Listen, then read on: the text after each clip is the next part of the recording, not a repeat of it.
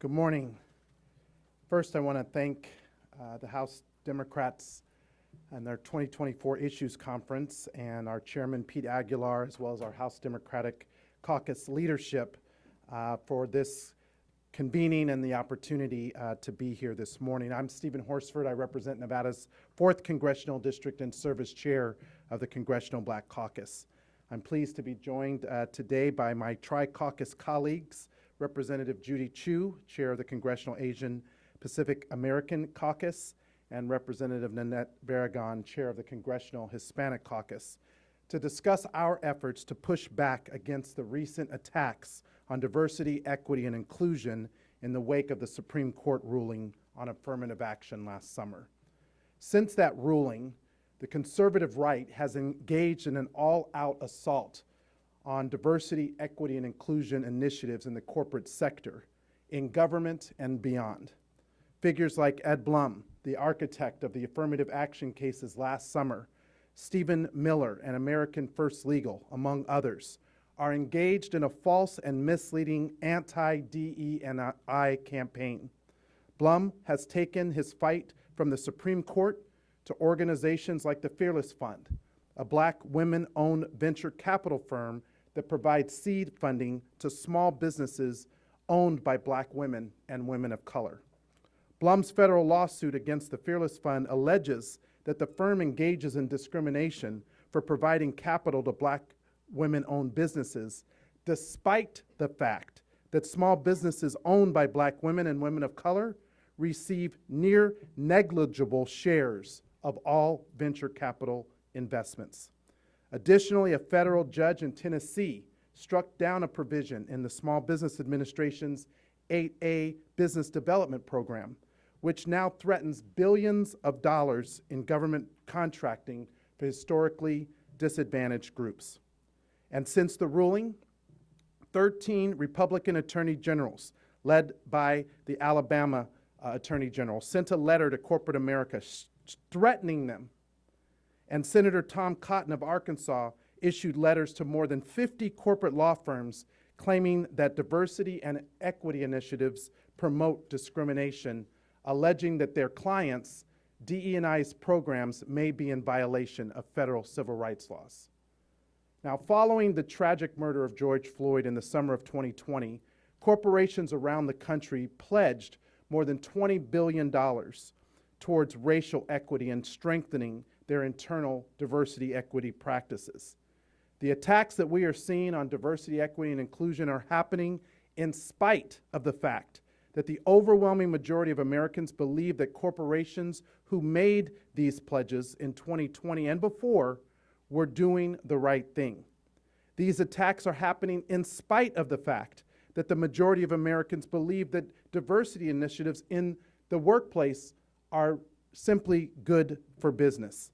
And these attacks are happening in spite of the fact that the research out of business institutions like McKinsey, BCG, Forbes, and others has proven now for years that diversity is good for business. In fact, McKinsey's recently released report, 2023, Diversity Matters Even More, in that report, it found that companies in the top quartile for diversity of their management are 39% more likely to outperform their peers. That's empirical data. For the past several months, the Congressional Black Caucus has been working to hold the line against these attacks on diversity, equity, and inclusion and other economic initiatives such as the 8A program, and are working to call out what is painfully obvious. The attacks on DE&I are an attack on all of our communities. They are an attack on equity. Last summer, the Congressional Black Caucus got out of Washington and went into 14 cities across the country through our Democracy for the People initiative, hearing directly from our constituents just how important these issues are to them. And this past summer, the Congressional Black Caucus issued an open corporate accountability letter to Fortune 500 companies who made public racial equity and DE&I commitments, again, since the summer of 2020 and before. And we're simply asked these companies to affirm their commitments in the face of these attacks. We have set a deadline for corporations to respond to our letter, updating us on their progress and asking them to recommit themselves to their pledges by Monday, February 12th. Since issuing our letter, the Congressional Black Caucus has engaged extensively with corporate America on this issue, and we look forward to aggregating the information that we receive, some of which we will make public. In response to our request, those companies will provide formal written responses to the Congressional Black Caucus next week. Our ongoing engagement has been collaborative in nature. We have responded to hundreds of emails about our accountability request, held more than 50 meetings with corporate leaders, and convened a call with over 300 company representatives to discuss how we can move this issue forward together. We are eager to receive the formal responses and to make an assessment about the strength of corporate America's commitment to addressing racial inequities and diversity, equity, and inclusion practices and policies. We also know that this work is really just only beginning. So our message to corporate America and to those who made DE&I pledges is we want to work with you. We stand firm to do the right thing, and then to work with us to help close the racial wealth gap in America and create economic opportunity for everyone. Our message to those who wish to see us with less access to economic opportunities and capital: we know what you are doing, we will continue to call you out, and we will not stop fighting back or be silent.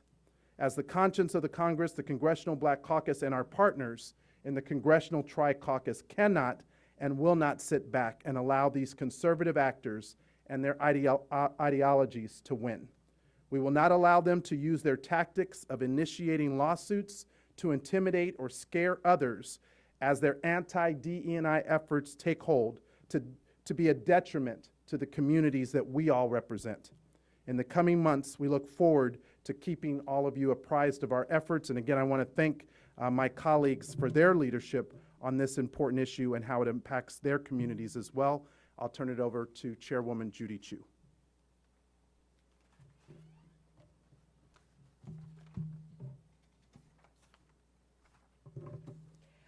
Hello, I'm Congressmember Judy Chu from California's 28th District and Chair of the Congressional Asian Pacific American Caucus, or what we call CAPAC. I'm so grateful to be here alongside my fellow Tri-Caucus leaders and colleagues, including CBC Chair Steve Horsford and CHC Chair Nanette Barragan.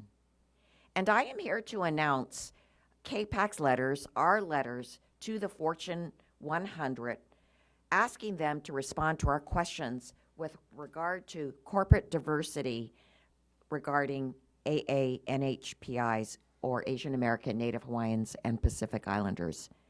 And we will be sending this letter out to all of them shortly. The Tri-Caucus stands together to speak out against attacks on diversity, equity, and inclusion, or DE&I, initiatives across the country. Now, before I entered public service, I taught at community colleges for 20 years.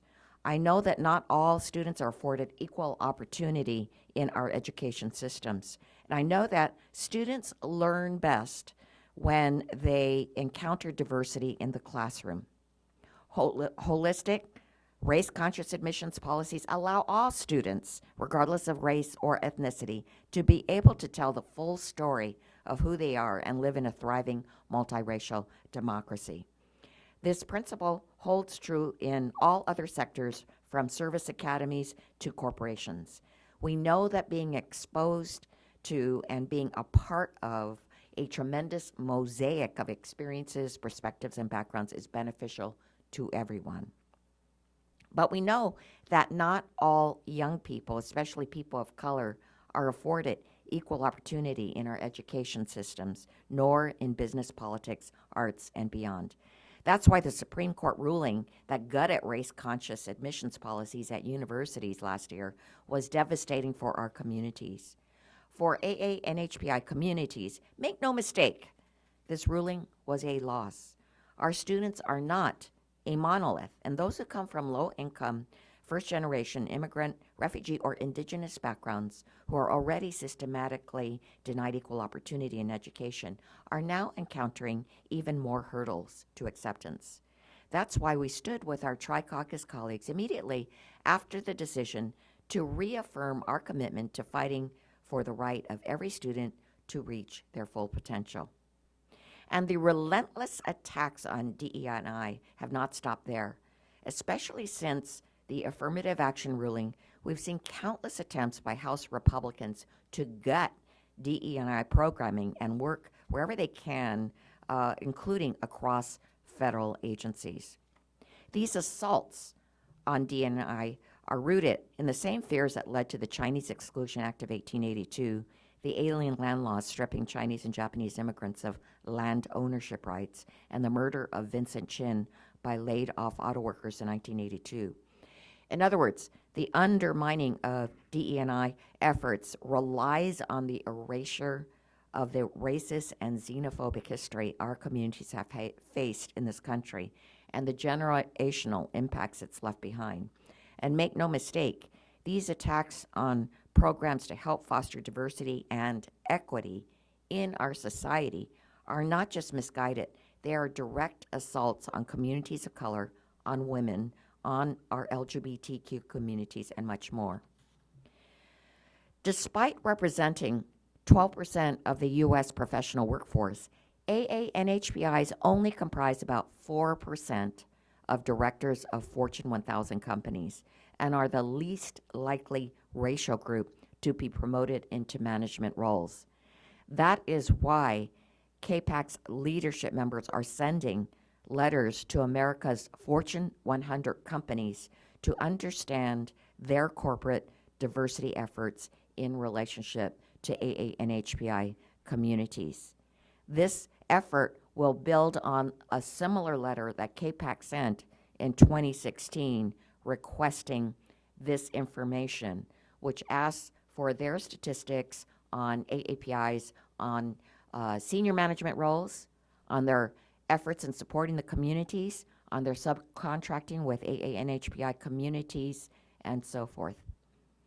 And we appreciate our partnership with CBC, which has done similar things over the past months as well, in terms of letters being sent to corporations. In 2020, our nation witnessed the murder of George Floyd, and Asian Americans began to fear for their safety in a wave of anti-Asian hate unleashed by the pandemic and the disgraced former president's description of COVID-19 as Kung Flu and the China virus. With Americans demanding a racial reckoning because of these tragedies, corporations pledge to better address racial injustice. We want to see if they followed through on those promises and encourage them to continue this important work, even in the face of assaults on DE&I from our Republican colleagues. We must preserve and further invest in DE&I efforts in all sectors so that all communities can reach their full potential. That's why I stand here today with my colleagues in the Tri-Caucus and with the Black, Latino, Native American, and AANHPI communities across the nation to loudly say, we will continue to encourage corporations and universities to do meaningful outreach to communities of color and underserved communities and ensure that those already in their classrooms and offices feel welcome. We will demand robust federal funding and support for minority-serving institutions and programs serving communities of color. And we will continue to protect our communities against extremist efforts to turn back time, resegregate our society, and pit us against each other. Thank you. And now, I'd like to turn the podium over to our outstanding and energetic chair of the Congressional Hispanic Caucus, Nanette Barragan. Well, good afternoon. Thank you. It's great to be here to join my colleagues to have the Tri-Caucus stand firm to promote and defend diversity and inclusion policies. I think this goes to show the importance of why it's important the Tri-Caucus work together. Because when we get together and we fight for common interest, our power is stronger, whether that's in the Congress on policy, whether that's holding corporate America accountable. We know that's where the power lies. And so the Hispanic Caucus is committed to working together to build a nation where everyone can thrive regardless of their ethnicity, their race, or their background. And we know that DEI is not just a checkbox, it's a commitment toward a more just and prosperous future for all. As was mentioned, I won't repeat it all. We have definitely seen the attacks since the George Floyd incidents. We've certainly seen the attacks since the Supreme Court decision. And we hear politician rhetoric, which is another attack and division amongst those in leadership that have a harmful and dangerous approach. But look at having diverse opinions and diverse people at the table, I think is part of what America is about. It's the beauty of America, and it makes better policy, it makes better business, and it's the right thing to do. We got to continue to fight back.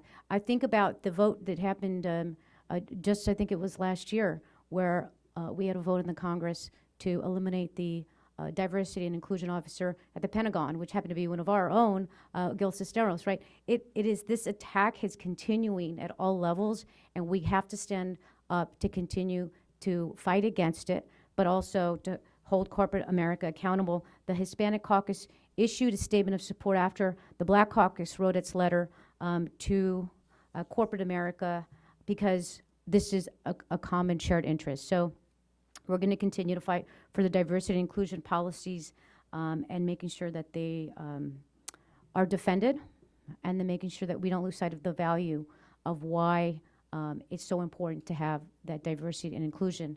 I often think of the phrase that people say, if you're not at the table, you're on the menu. And that sums up one of the reasons why we have to continue to fight for these. Thank you. Thank you. We'll be happy to take a couple of questions. Please identify yourself. Yep. Ryan Henson, Gray TV. This question is directed for you, but obviously feel free to respond. But I know the CBC and SBA worked hard to get minority entrepreneurs a lot of capital, over $1 billion last year, if my math's correct. What's the plan to continue that momentum, and talk about why it's important to uplift the economy and minority communities overall? Well, first, I was pleased just a week ago Saturday to have the Vice President and the SBA Administrator, Isabel Guzman, in my district to promote a number of efforts and resources that the SBA and the Minority Business Development Agency, the first time actually Democrats helped to secure the permanent authorization of the MBDA and the permanent placement of the Undersecretary. Why? Because the amount of small businesses in America are booming. We actually have seen 16 million new businesses started in the last few years. A large percentage of those businesses are entrepreneurs of color, and we need to make sure that they have access to capital, opportunities for contracting, the ability to sell their products and services both in the government and with the private sector. That's why these attacks against diversity, equity, and inclusion.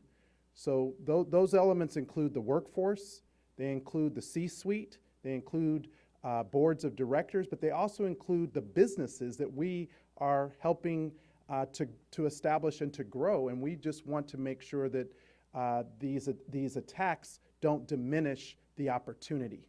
Under the SBA, just in the last 3 years, the number of SBA loans to Black entrepreneurs has doubled.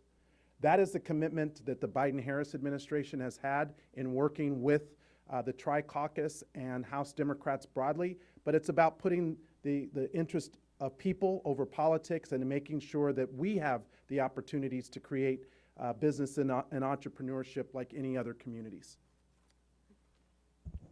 Well, I'm a member of the House Small Business Committee, so we talk about this quite a bit. And what I want to say is that the Biden administration is very committed to making sure that there is greater access to capital to minority entrepreneurs. 70% of those who seek access to capital are turned away by conventional banks. And so this is a serious problem, and that's why we have to have programs that will open up the capital to our underserved businesses.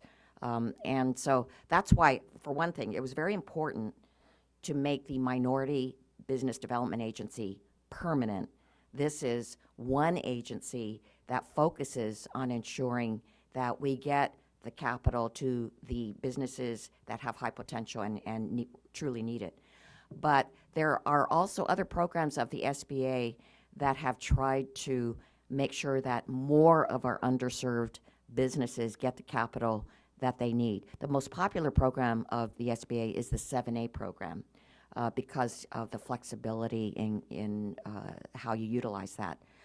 But underserved business has even been turned away for 7A loans. And that's why there's something called Community Advantage, which has specifically targeted the underserved businesses, those who may not have the assets or the credit history or the length of time on their business. The Community Advantage program allows for somewhat greater risk in terms of providing the loans to underserved businesses. And it has, and also provides technical help so they can survive. So this program has been very successful in ensuring that more underserved businesses actually get the loans that they need. And I have to give real credit to our SBA administrator, Isabel Guzman, because she's put forth a rule to make this program permanent. And if we have it on a permanent status, we can ensure that even more financial institutions will take up this loan. I also actually have a bill to make it permanent. I just want to chime in on one thing. Our ranking member, Anita Velasquez, has been championing making sure that there are efforts being made so that there are more minority-owned contractors getting access to all the money that's going out in the contracts that are going out, and the barriers that we continue to have amongst minority-owned businesses to get those contracts. And so that's another element that I think we're continuing to work on as well. Gary Hunter, the Shot News and the National Black Press. I love your statement about when blacks are at the top or minorities are at the top, the companies grow. Wayne County of Michigan, I'm doing a survey, I don't know all the stats, got 600,000 new businesses during COVID and the exchange of money coming in. What do we need to do to make sure the message is getting out that the success is there? It's been proven. But unfortunately, sometimes even in rooms like this, it's all white people telling the story, so they don't give that side of the story. So whether you're Asian, whether you're Hispanic or black, how do we get them to understand that their editors and their publishers need to tell the story that helps with the growth of America for their safer community? Well, diversity, equity, and inclusion is in every sector, including the press corps. And the press and the freedom of the press is one of the most important cornerstones of our democracy. Having a corps that is representative of the communities that they are writing stories about, definitely uplifting the stories of the people who have been directly benefited. For example, when the vice president came to my district with the SBA administrator, we went to the Chef Jeff Project to promote the fact that the SBA was eliminating the ban the box provision, which now allows previously incarcerated individuals to have access to SBA loans, so that they're not just workers, they're actually helping to create jobs in their communities. That is, I think, an example of what we can be doing all across the country. I was, discouraged to see a couple of major news organizations just let go a tremendous number of employees.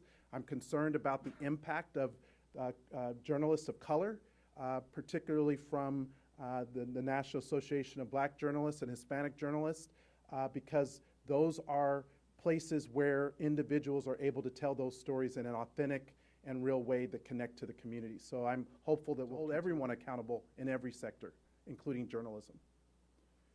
I see the one in the back, Axios, and then Andrew Saunders with Axios. We saw in negotiations that Congressman Barragan mentioned the NDA. We saw in those negotiations Right. the Republican amendments on transforming care, abortion got stripped out in negotiations with Senate Democrats, but notably DEI, in addition to some of the teaching amendments as well, stayed in. That got more Democratic votes than Republican votes. The final package did. Are you concerned about what that says about the party's priorities on social policy? well, no, actually, I'm a member of the Armed Services Committee. I fought back against the Matt Gaetz and amendments attacking diversity, equity, and inclusion, the elimination of the diversity office, the defunding of supporting our service members. And in fact, of the 18 most egregious attacks, only 4 ended up in the final adopted NDAA, and even those were revised significantly. What it says is the other side is more focused on making these culture war issues and demagoguing diversity than they are about promoting the needs and interests of our service members. When I talk to the service members and families in my district at Nellis Air Force Base or Creech Air Force Base, they're talking to me about housing, childcare, mental health services, transition after they complete their service. They're not talking about how diversity and equity and inclusion is in any way affecting their ability to serve. So it's the other side that has used this as a wedge issue that is attacking the underlying tenets of diversity, equity, and inclusion. And what we're saying collectively as the Tri-Caucus is we're not going to allow that to go unanswered. Max Cohen, Punchbowl News. I know both of you are very strong supporters of President Joe Biden's re-election campaign. We saw in the last week twice he's referenced a dead leader that he said he talked to in 2021. Are you at all concerned about his mental acuity and whether that could impact Democratic messaging in 2024? I was with the president on Sunday. The president is very well suited to be our commander-in-chief, and we're going to continue to focus on the issues that the American people are focused on. Today we're talking about economic opportunities that are under assault. They are under assault by people like Ed Blum and Stephen Miller, with the backing of people like Donald Trump. And Donald Trump asked Black America, what do you have to lose? And then when he got into office, he appointed the most extreme, conservative, ideologically driven Supreme Court that has taken away people's fundamental rights, whether that's women's right to make her own healthcare decisions, access to college through affirmative action, or other things, including voting rights that have not been upheld by the Supreme Court. Those are the issues that the majority of Americans are focused on, and that's the contrast that will be on the ballot in November. Final question. If I could just ask a question about New York 3. Obviously, it's a very important district to further narrow the difference between Republicans and Democrats in Congress. And as you know, 17% of the district is, are voters with Asian American backgrounds. Curious if you're, counseling Tom Swazi or members of AAPIC, are they talking to Swazi, or how do you plan to address those voters who ultimately voted Republican in the midterm? We are laser focused on New York 3. And actually, the voting population is over 20% AAPI. So there is a huge voting base there. We want to make sure that they get out to vote, and of course, that they vote for Tom Swazi. And that requires a great deal of follow-up in language. So we are actually putting out in-language campaign mailers. We have campaign workers who are there also working in language and targeting the messages that are important to those voters. And Tom Swazi has been making the rounds of all the different AAPI groups there. And guess what? He's even learned a few words of Chinese. Maybe he needs to improve it a little bit, but he's trying, and people can see that he's trying. Quick follow-up on New York 3. Has the Senate GOP killing the border bill, will it help Democrats in the New York 3 race? What it says is they're not serious about fixing an issue as important as securing our border, ensuring that it's strengthened, and they're not serious about fixing the immigration problem in this country. So that is what it signifies the most, but the voters of New York 3, as the voters across the country, they'll determine the outcomes in these upcoming elections. Thank you all very much.